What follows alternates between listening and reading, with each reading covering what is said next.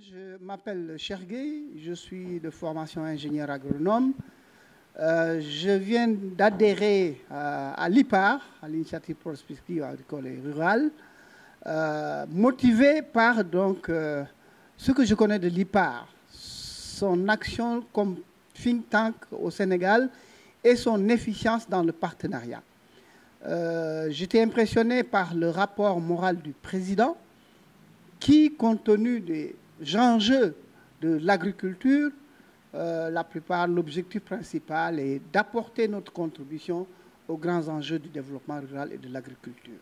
C'est surtout ce qui m'a motivé de façon personnelle, en rapport avec tous les membres de l'IPAR, nous puissions accompagner tous les acteurs, partenaires techniques et financiers, opérateurs économiques, le gouvernement, les producteurs, pour que notre agriculture, non seulement au niveau du Sénégal, mais de la sous-région, puisse apporter une sécurité alimentaire et nutritionnelle durable pour nos populations, surtout pour les communautés les plus vulnérables.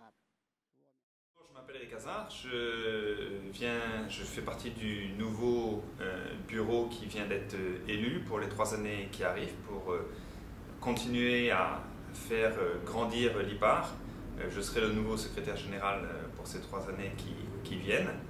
On vient de finir une réunion de conseil d'administration extrêmement intéressante qui a permis de saluer tout le travail qui avait été fait par le bureau précédent. Ce bureau a posé des actes fondateurs extrêmement importants qui fait qu'on a aujourd'hui une organisation qui est relativement solide, qui a réussi à anticiper un certain nombre de défis stratégiques extrêmement importants, la migration, l'emploi des jeunes, l'impact du changement climatique sur l'agriculture, sur les agricultures ouest-africaines. On a donc une direction stratégique qui existe, qui certainement nécessite d'être remis en perspective dans le nouveau plan stratégique pour les 5 années à venir sur lequel on va travailler dès le mois de janvier.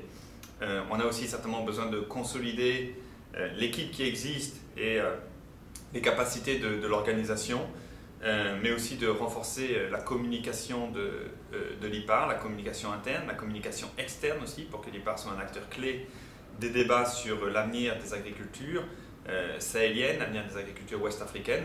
Voilà ce à quoi on va essayer de s'atteler à mon humble niveau, mais aussi au sein d'une large équipe et de ce nouveau conseil d'administration qui, j'espère, va permettre de poursuivre tout le travail qui a été accompli par le bureau sortant et qui a été un travail de très grande qualité.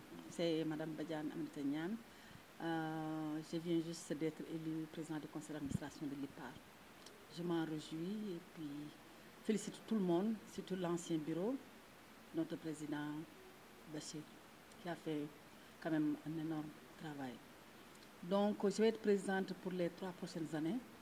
Des grands défis se posent, surtout pour le secteur agricole, et qu'on espère que l'IPAR y apportera un appui certain. Donc, dans l'objectif de pouvoir participer et aussi développer le monde rural, de contribuer au lancement et à l'accompagnement des acteurs. Je pense que là, on y est et compte y être encore dans les prochaines années. Bon, dans la formation, la recherche de financement et aussi de répondre aux soucis du monde agricole, comme on le sait.